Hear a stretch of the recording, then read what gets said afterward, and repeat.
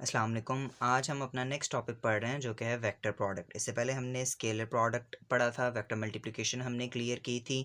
अगर किसी ने वो वीडियो नहीं देखी हुई तो काइंडली पहले वो देखें, ताकि यहाँ पर यूज़ होने वाले बहुत ज़्यादा कॉन्सेप्ट्स ऐसे हैं जो उसी वीडियो में से रिलेटेड होंगे, तो वो तभी सबको समझ आएंगे जब वो वीडियो मुकम्मल देखी हुई होगी। अच्छा, अब हम स्टार्ट करते हैं वेक्टर प्रोडक्ट। हमने स्केलर प्रोडक्ट में ये पढ़ा था कि हमारे पास दो वेक्टर्स मल्टीप्लाई होते थे और हमारे पास आंसर एक स्केलर क्वांटिटी आती थी, लेकिन यहाँ पर ये चेंज हो जाएगा। यहाँ पर हमारे पास दो वेक्टर्स मल्टीप्लाई होंगे और दोनों की मल्टीप्लिकेशन के बाद हमारे पास आंसर में भी वेक्टर आएगा, यानी कि आंसर में सिर्फ मैग्नीट्यूड नहीं बल्कि डायरेक्शन भी आएगी। अब यहाँ पर मैं इसी चीज़ को डिनोट कर रहा हूँ। हमारे पास A cross B is equals to C, ये वेक्टर प्रोडक्ट को रिप्रेजेंट किया गया है, जबकि यहाँ पर ये मैंने साइड के ऊपर स्केलर प्रोडक्ट की इक्वेशन लिखी हुई है A dot B is equals to C। अब जब हमने स्केलर प्रोडक्ट पढ़ा था तब हमने दोनों वेक्टर्स को मल्टीप्लाई करते हुए हमने डॉट लगाया था, लेकिन यहाँ पर जब हम वेक्टर प्रोडक्ट पढ़ेंगे तब हम यहाँ पर क्रॉस लगाएंगे। हम यहाँ पर डॉट या ब्रैकेट या कोई और मल्टीप्लिकेशन का साइन नहीं यूज़ कर सकते, क्योंकि ये सिर्फ वेक्टर प्रोडक्ट को क्रॉस से ही रिप्रेजेंट किया जा सकता है। इसी चीज़ को मैंने यहाँ पर सेंटेंस में भी लिख दिया है। In this type of multiplication of vectors, multiplication is represented by a cross, so it is also called a vector or cross product। अब हम यहाँ पर आगे इसकी फर्दर देखते हैं details. A cross B is equals to C, ये formula यही जो मैंने यहाँ पर पहले भी डोनेट किया हुआ था। अब यहाँ पर हम इसकी जो मुकम्मल फॉर्मूला वो पढ़ेंगे। A cross B is equals to A B sine theta N hat. हमने जब स्केलर प्रोडक्ट पढ़ा था तब हमने ए बी कॉस थीटा पढ़ा था। यहाँ पर मैं ये लिख चुका हूँ पहले कि ए बी साइन थीटा हमें सिर्फ मैग्नीट्यूड दे रहा है, ये डायरेक्शन नहीं देगा, जबकि एन हैट जो कि नॉर्मल वेक्टर है वो हमें डायरेक्शन देगा। फिजिक्स के अंदर जब भी हम नॉर्मल, परपेंडिकुलर या राइट एंगल बोलते हैं तो उसका मतलब 90 डिग्रीज होता है, उसका मतलब नॉर्मल जो इंग्लिश वाला नॉर्मल होता है वो नहीं होता। तो यहाँ पर हमारे पास formula A B sine theta N hat आएगा। अब हम एग्जाम्पल्स कुछ पढ़ लेते हैं। अब एग्जाम्पल्स में सबसे पहले हमारे पास एग्जाम्पल आती है टॉर्क की। Torque tau is equals to r cross F, ये टॉर्क का फॉर्मूला। फिर उसके बाद एंगुलर वेलोसिटी में हमारे पास omega is equals to r cross v. यहाँ पर आर हमारे पास एक वेक्टर क्वांटिटी है, वी भी एक वेक्टर क्वांटिटी है, और हमारे पास ओमेगा जो कि एक एंगुलर वेलोसिटी है वो भी वेक्टर क्वांटिटी है। फिर उसके बाद एंगुलर मोमेंटम और फोर्स। एंगुलर मोमेंटम हमारे पास एल से रिप्रेजेंट किया जाता है। एंगुलर मोमेंटम का प्रोडक्ट हमारे पास तब आता है जब हम R multiply by R cross P. P यहाँ पर मोमेंटम है, लीनियर मोमेंटम है। तो जब हम लीनियर मोमेंटम और आर को मल्टीप्लाई करते हैं तब हमारे पास एंगुलर मोमेंटम आएगा। फिर इसके साथ हमारे पास फोर्स है, force is equals to Q into V cross B. ये वी क्रॉस बी ये हमारे पास मैग्नेटिक फील्ड के अंदर आते हैं। बी हम मैग्नेटिक फील्ड को रिप्रेजेंट करते हैं बी से, और वी और क्रॉस बी इन दोनों का प्रोडक्ट हमारे पास वेक्टर क्वांटिटी आता है। और वही वेक्टर फिर जब यहाँ पर हमारे पास क्यू इज चार्ज से जब मल्टीप्लाई होता है, तो क्योंकि वो वेक्टर ही होता है तो वो वेक्टर जब स्केलर से मल्टीप्लाई होगा तो वो आंसर वेक्टर ही आएगा। इस चीज़ को इन डिटेल मैंने पिछली वीडियो के अंदर एक्सप्लेन किया हुआ है, डिस्क्रिप्शन के अंदर मैं उसका लिंक दे दूंगा। तो अगर किसी को ये स्टेप ना समझ आए तो वो पीछे से देख ले। अब हम आगे चलते हैं। आगे हमें ये है कि हमने इक्वेशन पढ़ी थी A cross B is equals to C. तो C is a vector. Vector का मैग्नीट्यूड फाइंड करने के लिए तो हमने ए बी साइन थीटा बोल दिया था, लेकिन इसकी डायरेक्शन फाइंड करना बहुत ज़रूरी है। डायरेक्शन फाइंड होना चाहिए वरना ये वेक्टर नहीं रहेगा। तो हम डायरेक्शन फाइंड करने के लिए एक रूल पढ़ते हैं जिसे कहते हैं राइट हैंड रूल। अब इस राइट हैंड रूल के 3 पॉइंट्स मैंने लिखे हैं। इन तीनों पॉइंट्स की मैं रीडिंग करूँगा और उसके बाद फिर मैं ये सारे एक्सप्लेन करूँगा practically. Stretch the fingers along the direction of first vector. सबसे पहले आपने जो फिंगर्स हैं अपनी उसे वेक्टर की डायरेक्शन में स्ट्रेच कर लेना है। सपोज कर लेते हैं अगर राइट साइड की तरफ मैं कहता हूँ कि वेक्टर की डायरेक्शन है, तो फिर मैं इस डायरेक्शन में अपनी इन फिंगर्स को, इन चारों फिंगर्स को, थंब को नहीं देखना, सिर्फ इन फिंगर्स को मैं उस डायरेक्शन में स्ट्रेच कर लूँगा। नेक्स्ट पॉइंट क्या कह रहा है? Curl the fingers towards the direction of second vector with smaller angle theta. यहाँ पर स्मॉलर एंगल को ज़रा गौर से याद रखना है, इसे मैं आगे एक्सप्लेन करूँगा। अब वैसे बता देता हूँ कि मैंने ये स्ट्रेच कर लिया, ठीक है। सपोज कर लेते हैं ये इस डायरेक्शन में हम चले थे, स्ट्रेच मैंने कर लिया। सपोज करता हूँ कि सेकंड वेक्टर जोन सा है वो इस डायरेक्शन में मौजूद है जिस डायरेक्शन में मैंने पेन किया है। तो मैं अभी यहाँ से इसे कर्ल किया मैंने फिंगर्स को, तो ये थंब जोन सा है, ये जो कैमरा की तरफ जा रहा है, ये हमें डायरेक्शन देगा हमारे सी वेक्टर की। यही लाइन, यही बात तीसरी लाइन में लिखी हुई है, the thumb will point in the direction of C.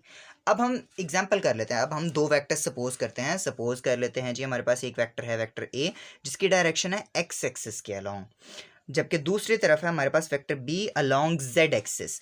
अब ये जेड एक्सिस कैसे है, इसे मैं यहाँ पर अभी आगे एक्सप्लेन करता हूँ। हमारे पास formula A cross B is equals to A B sine theta N hat की डायरेक्शन अभी हम फाइंड करेंगे। उससे पहले हम एक्स वाई और जी एक्सिस के बारे में थोड़ा सा पढ़ लेते हैं। हमारे पास यहाँ पर तीन एक्सिस मौजूद हैं, एक्स एक्सिस, वाई एक्सिस और जेड एक्सिस। एक्स और वाई का तो सबको पता होगा, जेड एक्सिस किस चीज़ के लिए रिप्रेजेंट किया जाता है। एक्स एक्सिस इस तरफ जब मैं मूवमेंट कर रहा हूँ हॉरिजॉन्टल प्लेन में, ये एक्स एक्सिस है, जबकि ये वर्टिकल प्लेन में जेड एक्सिस है। अब जब हम स्पेस में जाते हैं, थ्री डायमेंशनल में जाते हैं, तब हमारे पास एक तीसरा पॉइंट हाइट भी आता है, ऊपर और नीचे की तरफ मूवमेंट भी आती है, जिसे हम जेड एक्सिस से शो करते हैं। अब जब मैं जेड एक्सिस को इस डायरेक्शन में रिप्रेजेंट कर रहा हूँ तो इसका मतलब है आउट ऑफ द प्लेन। जिस तरीके से अब मैं यहाँ पे एक्स एक्सिस कह रहा हूँ, एक्स एक्सिस राइट साइड पर पॉजिटिव है, जबकि लेफ्ट साइड पर जब हम जाते हैं तो ये नेगेटिव हो जाती है। इसी तरीके से वाई एक्सिस अपवर्ड डायरेक्शन में पॉजिटिव है, नीचे की तरफ अगर मैं आऊँ तो ये नेगेटिव हो जाती है। इसी तरीके से जेड एक्सिस यानी कि ये पॉइंट से अगर ऊपर कैमरे की तरफ जा रहा है तो ये पॉजिटिव होगा, जबकि अगर ये into the plane, into the paper जाएगा तो ये जेड एक्सिस होगा। और इस जेड एक्सिस को रिप्रेजेंट करने के लिए हम सेम उससे कोरस्पॉन्डेंट एक लाइन ड्रॉ करते हैं, और यहाँ पर नेगेटिव जेड एक्सिस के ऊपर हमारा वेक्टर बी मौजूद है। अब हम इस रूल को अप्लाई करते हैं। हम यहाँ पर अपना वेक्टर ए और वेक्टर बी दोनों ड्रॉ कर लिए मैंने। अब सबसे पहले वेक्टर ए की तरफ मैंने अपनी फिंगर्स कर्ल कर ली। वेक्टर ए की तरफ मेरी फिंगर स्ट्रेच हो गई। अब वेक्टर बी जोन सा वो इन टू द पेपर है, इन टू द प्लेन के इनसाइड है, तो मैंने अपनी फिंगर्स को पेपर की तरफ कर्ल करना है। तो मैं इसे इस तरफ कर्ल करूंगा और इरेक्ट थंब मुझे अपवर्ड डायरेक्शन के अंदर अपने एन हैट या फिर सी वेक्टर की डायरेक्शन दे रहा है। तो इस तरीके से हमारे पास ये डायरेक्शन इस प्लेन में आएगी। अब यहाँ पर एक और चीज़ नोट करने वाली है। ये क्या नोट करने वाली चीज़ है कि वेक्टर ए हमारे पास एक्स एक्सिस में था, जो वेक्टर बी है वो अलोंग जेड एक्सिस था, और जो हमारे पास एन वेक्टर आया, थर्ड वेक्टर आया, वो वाई एक्सिस के अलोंग आया। तो यानी कि अगर मेरे पास एक्स और जेड एक्सिस पे कोई वेक्टर होगा तो उसका रिजल्ट मेरे पास आएगा वाई एक्सिस पे। अगर वाई और जेड पे होगा तो उसका रिजल्ट एक्स एक्सिस पे आ जाएगा। अगर एक्स और वाई के ऊपर होगा तो उसका रिजल्ट जेड एक्सिस पे आएगा। यानी कि जिस एक्सिस की बात नहीं हो रही, जो एक्सिस मल्टीप्लाई नहीं हो रहा, रिजल्ट हमें जो डायरेक्शन मिलेगी वो उस एक्सिस के ऊपर मिलेगी। अब हम पढ़ते हैं कम्यूटेटिव प्रॉपर्टी। कम्यूटेटिव प्रॉपर्टी हमने स्केलर वेक्टर में भी पढ़ी थी, हम यहाँ पर भी पढ़ेंगे। कम्यूटेटिव प्रॉपर्टी हमारे यहाँ पर क्या एक्सप्लेन करती है, A cross B is equals to A B sine theta N hat. Commutative property के बकौल A cross B is equals to B cross A होना चाहिए। कम्यूटेटिव प्रॉपर्टी ये कहती है। अभी हमने ये चेक करना है कि क्या ये ठीक है या नहीं है, ये अभी डिसीजन लेना है। तो अभी हम यहाँ पर इसे सॉल्व करेंगे। याद रहे हमने जब भी ये सॉल्व करना है हमने सिर्फ एन हैट को देखना है, हमने सिर्फ वेक्टर की डायरेक्शन को देखना है, क्योंकि ए बी साइन थीटा दोनों दफ़ा जब भी हम ए बी साइन थीटा करेंगे, बी ए साइन थीटा करेंगे, उसका कोई फ़र्क नहीं पड़ेगा।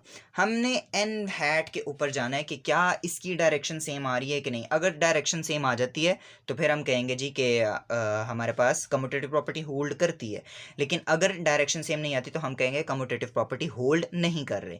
तो अब हम यहाँ पर अप्लाई करते हैं इस रूल को। सेम वही वेक्टर्स मैंने सिलेक्ट किए हैं, ए क्रॉस बी हमारे पास है, और यहाँ पर ए वेक्टर एक्स एक्सिस के अलोंग है, बी वेक्टर हमारे पास जेड एक्सिस के अलोंग है, तो हमारे पास एन वेक्टर वाई एक्सिस के अलोंग आएगा। इसे एक दफ़ा दोबारा करके देख लेते हैं। हम यहाँ पे एक्स एक्सिस के अलोंग वेक्टर ए हमारा मौजूद है, और ये मैंने फिंगर्स कर्ल कर ली हैं। पेपर के इनसाइड, पेपर की तरफ वेक्टर बी मौजूद है। मैंने फिंगर्स को उस तरफ कर्ल किया तो मेरे पास जो मेरा थंब आ रहा है वो अपर डायरेक्शन में, यानी कि पॉजिटिव वाई एक्सिस की डायरेक्शन में आ रहा है। तो इस तरह मेरे पास ए क्रॉस बी का रिजल्ट यानी कि एन हैट का रिजल्ट वाई एक्सिस की डायरेक्शन में आ रहा है। अब मुझे बी क्रॉस ए करके देखना है कि क्या ये भी वाई एक्सिस की तरफ आता है, पॉजिटिव वाई एक्सिस की तरफ, या फिर इसकी डायरेक्शन चेंज आती है। अब बी क्रॉस ए करेंगे। अब मैंने अपनी फिंगर्स को वेक्टर बी की तरफ स्ट्रेच करना है। वेक्टर बी यहाँ पर मौजूद है डाउनवर्ड प्लेन के अंदर, ठीक है। अब यहाँ पर मुझे यहाँ पर वेक्टर ए की तरफ जाना है। तो वेक्टर ए की तरफ जाने के लिए मेरे पास ये रूट भी है और ये एक सेकंड रूट भी मौजूद है, एक सेकंड रूट। अब मैंने रूट कौन सा सिलेक्ट करना है? मैं फर्स्ट रूट से जाऊंगा, यहाँ पर अपने हाथ को मोड़कर सेकंड रूट से जाऊंगा। इसका फैसला हम लेते हैं स्मॉलर एंगल से। हमेशा हमने स्ट्रेचिंग वहाँ से करनी है, हमने कर्ल वहाँ से करना है जहाँ पर एंगल स्मॉलर एंगल रख रहा हो, ना कि लार्जर एंगल हो। तो इस वजह से मैं अपनी फिंगर्स को इस तरीके से रखूँगा डाउनवर्ड डायरेक्शन में, और ये फिंगर्स कर्ल होंगी तो हमारे पास वेक्टर नेगेटिव वाई एक्सिस की तरफ आएगा। एन हैट की वैल्यू नेगेटिव वाई एक्सिस की तरफ आएगी। तो इससे ये प्रूव हो जाता है हमारे पास कि A cross B is not is equals to B cross A। ये हमने वेक्टर प्रोडक्ट के अंदर पढ़ा है। स्केलर प्रोडक्ट के अंदर हमने पढ़ा था कि दोनों वैल्यूज इक्वल हो जाती हैं, A डॉट B करें या फिर B डॉट A करें, दोनों एक दूसरे के इक्वल होती हैं। अब हम आगे देखते हैं। आगे हमारे पास एक बहुत ही इंपॉर्टेंट शॉर्ट क्वेश्चन आ रहा है। ये शॉर्ट क्वेश्चन बोर्ड के पेपर में कई दफ़ा आया हुआ है। A cross B is equals to minus B cross A. अभी हमने ये तो पढ़ लिया कि A cross B is not is equals to B cross A, लेकिन क्या ऐसा हो सकता है कि अगर मैं वेक्टर बी का माइनस ले लूँ तो फिर मैं इसे सॉल्व करूँ, तो क्या minus B cross A cross B के इक्वल आ सकता है कि नहीं? तो हम पहले लेफ्ट हैंड साइड को देखते हैं। A cross B is equals to A B sine theta N hat. A B sine theta को हमने फाइंड नहीं करना, मैग्नीट्यूड है, हमने सिर्फ एन हैट की तरफ जाना है। सेम वही डायरेक्शन ले रहा हूँ मैं। मेरे पास वेक्टर ए मौजूद है अलॉन्ग एक्स एक्सिस, मेरे पास वेक्टर बी मौजूद है अलॉन्ग जेड एक्सिस। अब यहाँ पर ए क्रॉस बी ड्रॉ करते हैं। दोबारा से हम यहाँ पर राइट हैंड रूल अप्लाई करते हैं। राइट हैंड रूल अप्लाई किया मैंने, फिंगर्स को मैंने सबसे पहले ए की डायरेक्शन में स्ट्रेच किया। बी वेक्टर मेरा प्लेन की तरफ मौजूद है, तो मैंने प्लेन की तरफ यानी कि पेपर की तरफ मौजूद है, तो मैंने फिंगर्स को कर्ल किया पेपर की डायरेक्शन में कर्ल करने के बाद मेरे पास वेक्टर एन वेक्टर आ रहा है पॉजिटिव वाई एक्सिस की डायरेक्शन में। अब यहाँ पर मेरे पास ये डायरेक्शन आ गई। अब मुझे राइट हैंड साइड यानी कि माइनस बी क्रॉस ए चाहिए। अब माइनस बी क्रॉस ए के लिए मेरे पास ए मौजूद था लेकिन माइनस बी नहीं मौजूद था, तो माइनस बी सबसे पहले मैं फाइंड करूंगा। माइनस बी कैसे फाइंड करेंगे? जो बी वेक्टर है उसे ही 180 डिग्री के साथ एंगल के साथ स्ट्रेच कर देंगे तो मेरे पास माइनस बी आ जाएगा। ऑपोजिट डायरेक्शन में उसे ड्रॉ कर लें तो मेरे पास माइनस बी आ जाएगा। अब मैंने क्या किया, सेम उन्हीं वेक्टर्स को माइनस बी और ए ड्रॉ कर लिए। अब यहाँ पर मैंने मल्टीप्लिकेशन करनी है। अब यहाँ पर मैं एन हैट की वैल्यू फाइंड करूंगा। पहले वेक्टर जब मैं बात कर रहा था तो जेड एक्सिस यानी कि बी वेक्टर जो सा था वो इनटू द पेपर था। अब ये माइनस बी है, अब ये ऑपोजिट डायरेक्शन में, अब ये आउट ऑफ द प्लेन है, तो अब मेरे हाथ की डायरेक्शन इस तरफ होनी चाहिए, कैमरे की तरफ मेरी फिंगर्स होनी चाहिए। अब कैमरे की तरफ मेरी फिंगर्स हैं और ए वेक्टर एक्स एक्सिस के अलॉन्ग मुझे इस तरफ अपनी फिंगर्स को कर्ल करना है। तो मैं यहाँ पर अपनी फिंगर्स को कर्ल करता हूँ तो मेरे पास जो एन हैट वेक्टर है या सी वेक्टर है या माइनस बी क्रॉस ए है उसकी value upward positive Y axis की डायरेक्शन में आ रही है। इस तरीके से हम यहाँ पर ये प्रूव कर देते हैं कि A cross B is equals to minus B cross A या फिर A B sine theta N hat. तो यहाँ पर ये चीज़ प्रूव हो जाती है। अब हम यहाँ पर कैरेक्टरिस्टिक्स पढ़ेंगे। जितनी हमारे पास वेक्टर प्रोडक्ट की तमाम कैरेक्टरिस्टिक्स हैं उन्हें हम एक एक करके स्टडी करेंगे। तो सबसे पहला कैरेक्टरिस्टिक जो हम ऑलरेडी पढ़ चुके हैं कि कम्यूटेटिव प्रॉपर्टी होल्ड नहीं कर रही। हमारे पास A cross B is not is equals to B cross A आया था, तो कम्यूटेटिव प्रॉपर्टी होल्ड नहीं करेगी, ये हम पढ़ चुके हैं। Next one is cross product of mutually perpendicular components has maximum magnitude.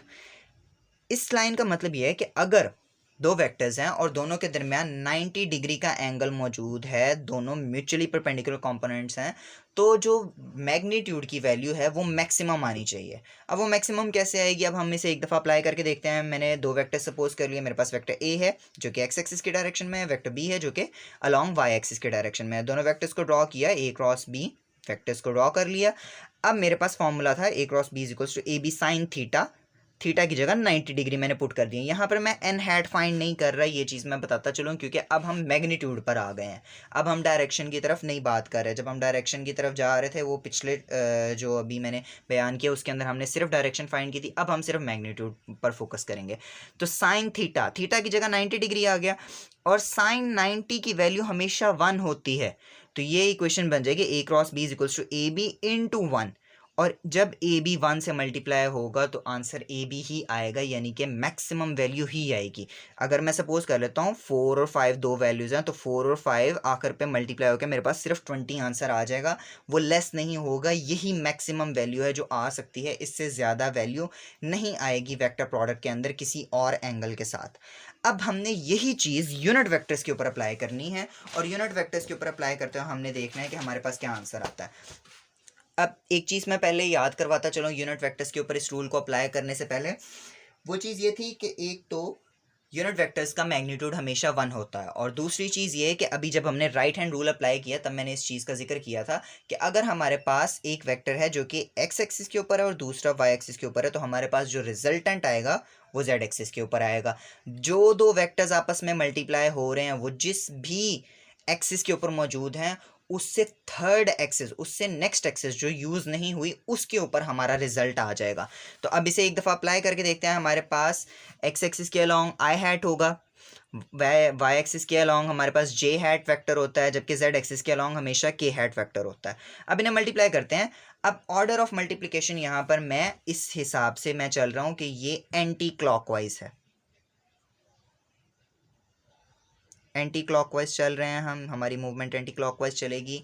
पहले हम आई और जे को मल्टीप्लाई करेंगे, तो मैं यहाँ पे आई हैट क्रॉस जे हैट, आई जे साइन 90 डिग्री का एंगल है, क्योंकि एक्स वाई और जेड एक्सिस तीनों के दरमियान 90 डिग्री का एंगल होता है। तो ये 90 साइन 90 हम पढ़ चुके हैं, 1 आ जाएगा, तो हमारे पास वैल्यू 1 आ जाएगी।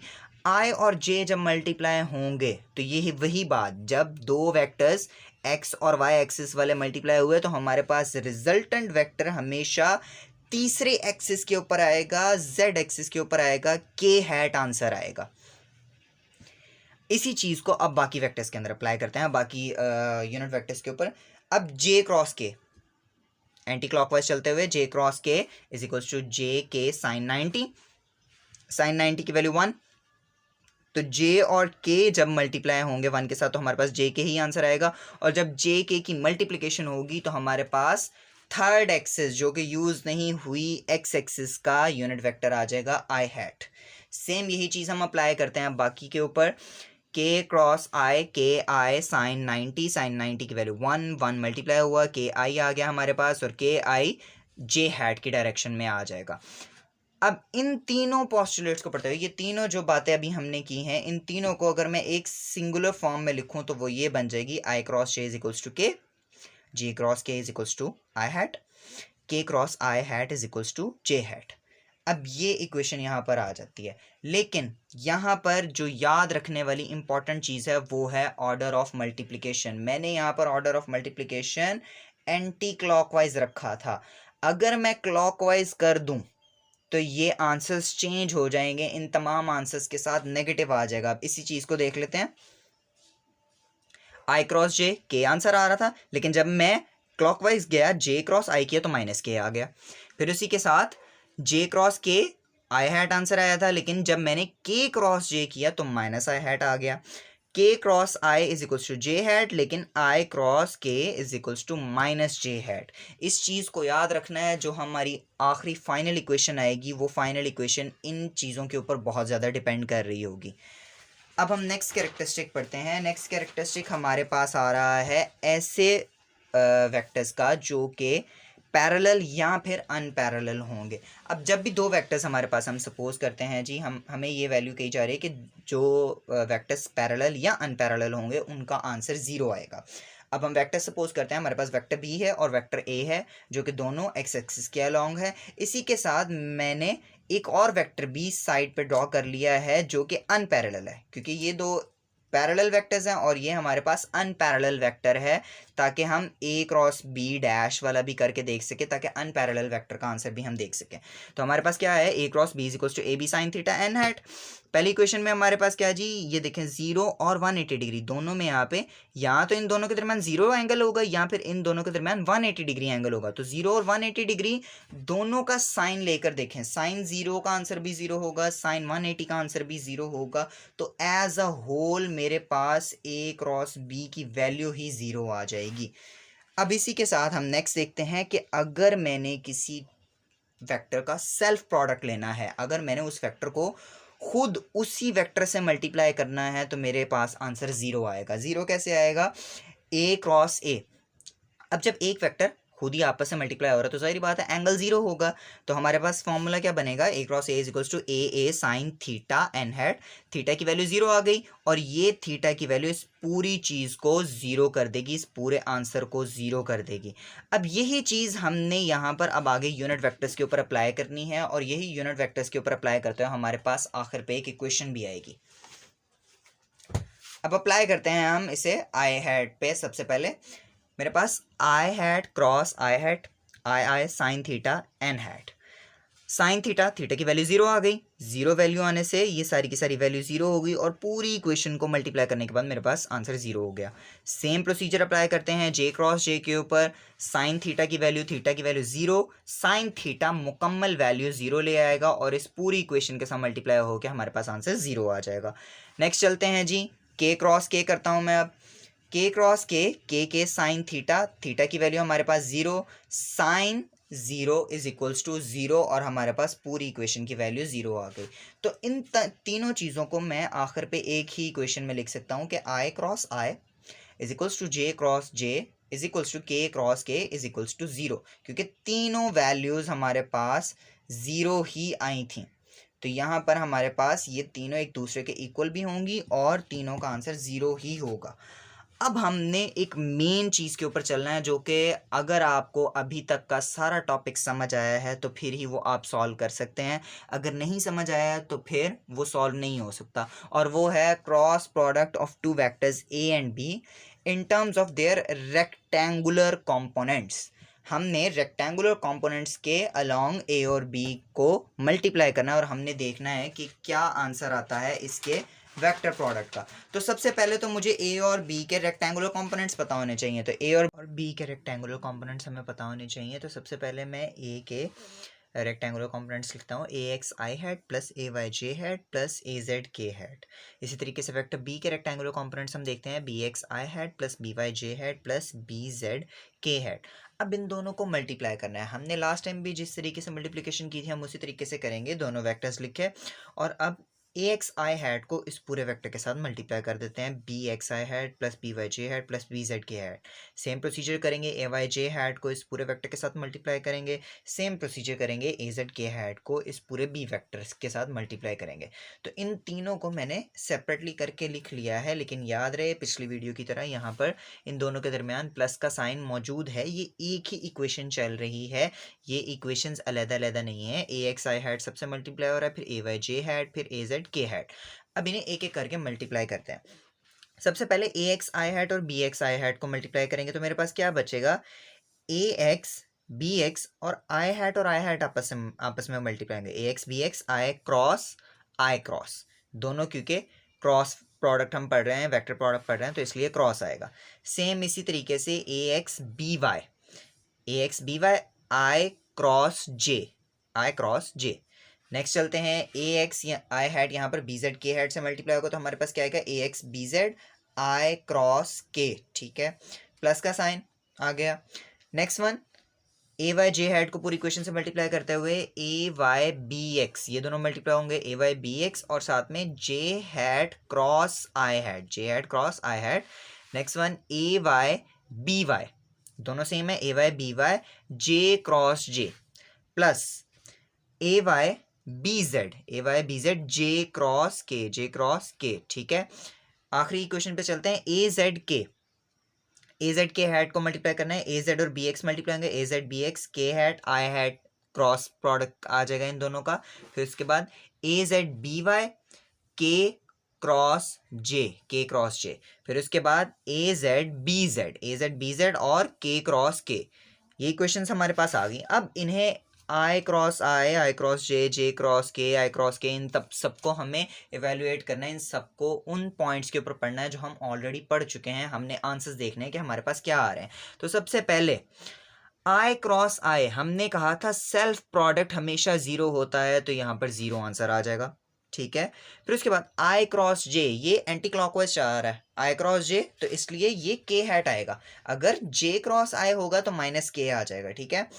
नेक्स्ट चलते हैं आई क्रॉस के, आई क्रॉस के क्लॉकवाइज हो गया, अब ये उल्टा हो गया, अब ये एंटी क्लॉकवाइज नहीं रहा, तो अब आंसर में हमेशा नेगेटिव आएगा, तो आई क्रॉस के माइनस जे हैट। नेक्स्ट चलते हैं जे क्रॉस आई, जे क्रॉस आई भी हमारे पास क्लॉकवाइज जा रहा है, तो क्लॉकवाइज जाने की वजह से यहाँ पर भी माइनस में वैल्यू आएगी, तो पहले तो जे और आई और कौन सा मिसिंग है, के मिसिंग है, तो इसका मतलब माइनस के हो जाएगा। Next one j cross j, self product आ गया, सेल्फ प्रोडक्ट एंगल जीरो होगा, एंगल जीरो होने से मुराद साइन जीरो का जीरो आंसर आ जाएगा, तो A y B y multiply by zero हो जाएगा। नेक्स्ट चलते हैं हमारे पास जे क्रॉस के, जे क्रॉस के हमारे पास एंटी क्लॉकवाइज है, तो हमारे पास आंसर पॉजिटिव ही आएगा, तो हमारे पास यहाँ पर जो वेक्टर मिसिंग है, जो यूनिट वेक्टर मिसिंग है वो आई हैट है, तो इसका मतलब यहाँ पर आई हैट आ जाएगा। नेक्स्ट चलते हैं ए जेड बी एक्स के साथ हमारे पास था के हैट आई हैट, अब के और आई दोनों का मल्टीप्लिकेशन का ऑर्डर एंटी क्लॉकवाइज है, तो एंटी क्लॉकवाइज के साथ जे हैट हमारे पास पॉजिटिव के साथ आएगा। फिर उसके बाद हमारे पास के क्रॉस जे, के क्रॉस जे हमारे पास क्लॉकवाइज में आ रहा है, तो क्लॉकवाइज से यहाँ पर हमारे पास माइनस साइन आ जाएगा, माइनस आई हैट। और आखिर पे ए z B z k hat vector self product है, जीरो हमारे पास आएगा एंगल, तो उसकी वजह से पूरी की पूरी इक्वेशन हमारे पास जीरो हो जाएगी।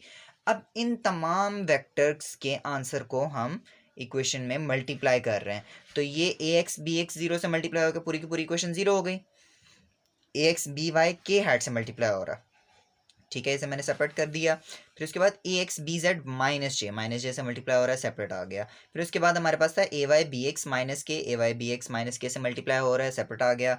ए वाई बी वाई जीरो से मल्टीप्लाई होकर जीरो हो जाएगा, जबकि हमारे पास ए वाई बी जेड है, आई हैट से मल्टीप्लाई हो रहा है, ए z B x j hat से मल्टीप्लाई हो रहा है, और ए जेड बी वाई हमारे पास माइनस आई हैट से मल्टीप्लाई होगा। आखिर पे जो ए जेड बी जेड है वो जीरो से मल्टीप्लाई होकर जीरो आ जाएगा। अब इन इक्वेशंस को, जो मेरे पास आई हैट की वैल्यूज़ हैं, ये दोनों आई हैट की वैल्यूज़ हैं, इन दोनों को मैं इकट्ठा कर दूंगा। फिर उसके बाद मेरे पास ये दो वैल्यूज़ जे हैट की हैं, इन दोनों को इकट्ठा कर देना है, और ये दो वैल्यूज़ जो के हैट की हैं इन्हें इकट्ठा कर देते हैं। अब जैसे कि यहाँ पर देख सकते हैं आप, यहाँ पर मैंने इन वैल्यूज़ को इकट्ठा करके लिख दिया है, जो वैल्यूज़ हमारे पास आई हैट वाली थी उन्हें इकट्ठा कर दिया, A y B z i hat plus A z B y minus i hat, A z B x j hat plus A x B z minus J hat, A x B y k hat plus A x B y minus k hat. मैंने कुछ और नहीं किया, सिर्फ order change किया है, आई hat वालों को इकट्ठा कर दिया है, यहाँ पर इकट्ठे हो गए हैं, ये जे हैट वालों को इकट्ठा कर दिया और के हैट वालों को इकट्ठा कर दिया। अब मुझे यहाँ पर ये जो माइनस साइंस हैं इन्हें मल्टीप्लाई करना है इस पूरी इक्वेशन के साथ, तो यहाँ पर अब मैं मल्टीप्लाई करता हूँ, तो मेरे पास क्या बचेगा, ए वाई बी जेड माइनस ए जेड बी वाई। अब दोनों के अंदर आई था, ये जो माइनस था, ये माइनस यहाँ पे मल्टीप्लाई होके इसको भी माइनस बना देगा, इसे चेंज कर देगा, ये माइनस हो जाएगा, यहाँ पर यही माइनस आ रहा है, और ये आई हैट यहाँ पर हमारे पास कॉमन आ जाएगा। सेम इसी तरीके से ए जेड बी एक्स है, ये माइनस यहाँ पर मल्टीप्लाई होगा, इसे भी चेंज कर देगा, ये भी माइनस बन जाएगा, और ये क्या बन जाएगा, minus A x B z j hat plus, अब के हैट की तरफ आते हैं, ए एक्स बी वाई, ये भी माइनस हो जाएगा माइनस के हैट की वजह से, और हमारे पास minus A y B x के हैट आ जाएगा। अब ये प्रोडक्ट हमारे पास आ रहा है जो कि हमारे पास रेक्टेंगुलर कंपोनेंट्स के साथ मल्टीप्लाई करके इक्वेशन हमें दे रहा है। तो ये इक्वेशन एक दफ़ा समराइज करके मैंने लिख दी है, ए y B z minus A z B y I hat plus A z B x minus A x B z j hat plus A x B y minus A y B x के hat. तो अब कभी मेरे पास अगर rectangular components होंगे और मैंने cross product करना है, तो मैं ये फॉर्मूला लगाऊंगा, मुझे स्टार्ट से पूरी मल्टीप्लिकेशन करने की ज़रूरत नहीं है। अब यही इक्वेशन हम एक और तरीके से फाइंड कर सकते हैं, और वो है डिटर्मिनेंट का। डिटर्मिनेंट वही डिटर्मिनेंट जो आपने मैट्रिक में पढ़ा हुआ होगा मैथ्स के अंदर, लेकिन यहाँ पर एक चेंज है। मैथ्स के अंदर आपने जो 9th क्लास में पढ़ा होगा, उसमें आपके पास हॉरिजॉन्टल रोज के अंदर और वर्टिकल डायरेक्शन के अंदर आपके पास सिर्फ दो दो कंपोनेंट्स होते हैं, जबकि यहाँ पर हमारे पास तीन तीन कंपोनेंट्स हैं। तो यहाँ पर हम रिजल्ट कैसे निकालेंगे? तो यहाँ पर रिजल्ट निकालने का तरीका ये है कि हम जब आई हैट को कंसिडर करेंगे तो हम आई हैट की वैल्यूज़ को नहीं लिखेंगे, हम इसको, मैं सपोज करता हूँ मैं सिर्फ एक डिटर्मिनेंट बना रहा हूँ, बाकी नहीं मैं बना रहा, तो ये मेरे पास डिटर्मिनेंट बन जाएगा जे हैट और के हैट की वैल्यूज़ के साथ, A y A z B y B z. तो इसी तरीके से तीन इक्वेशंस मेरे पास बन जाएंगी, ए वाई इसके साथ मेरे पास आई हैट आएगा। इसी तरीके से मैं जे हैट को स्किप करते हुए इन दोनों की वैल्यूज़ लिखूंगा तो उसके साथ जे हैट आ जाएगा। इसी तरीके से के हैट की वैल्यूज़ के लिए मैं इन वैल्यूज़ को लिखूंगा, इन वैल्यूज़ को स्किप करके सिर्फ के हैट लिख दूंगा। इसमें सिर्फ एक चीज़ ऐड करनी पड़ेगी आपको, जब आप जे हैट लिखेंगे तो जे हैट वाली वैल्यू के साथ नेगेटिव साइन आएगा, बाकी दोनों वैल्यूज़ के साथ पॉजिटिव साइन आएगा। अब यही आंसर और ये आंसर जो सा है ये सेम आएगा। अब यहाँ पर इस आंसर के लिए मैं इस इक्वेशन में एक और चीज़ यहाँ पर आपको बताता चलूँ। अगर यहाँ पे गौर करें, मेरे पास आई हैट है, आई हैट एक्स एक्सिस के अलॉन्ग होता है, लेकिन इस इक्वेशन के अंदर मेरे पास वाई और जेड एक्सिस के कंपोनेंट्स हैं, एक्स एक्सिस का कंपोनेंट नहीं मौजूद। ये वही चीज़ कि हमारे पास जो दो वेक्टर्स होंगे उनका कंपोनेंट जो होगा वो उस कंपोनेंट पे आएगा, वो उस एक्सिस पे आएगा जो एक्सिस हम यूज़ नहीं कर रहे, जिसके ऊपर कोई भी हमारा कंपोनेंट मौजूद नहीं है। सेम तरीके से A z B x minus A x B z j hat, ठीक है, वाई एक्सिस के ऊपर, और A x B y minus A y B x z axis के ऊपर कुछ नहीं और तो के हैट आ गया। अब हम आखिरी प्रॉपर्टी पढ़ रहे हैं और वो आखिरी प्रॉपर्टी ये है कि अगर मेरे पास एक पैरेललोग्राम है, पैरेललोग्राम मैंने ड्रॉ किया हुआ है, पैरेललोग्राम है, तो अगर मैंने इस पैरेललोग्राम पे दो वेक्टर्स हैं, वेक्टर ए और वेक्टर बी, तो मैंने अगर यहाँ पर वेक्टर प्रोडक्ट फाइंड करना है तो मैं इस पैरेललोग्राम का एरिया ले लूँगा।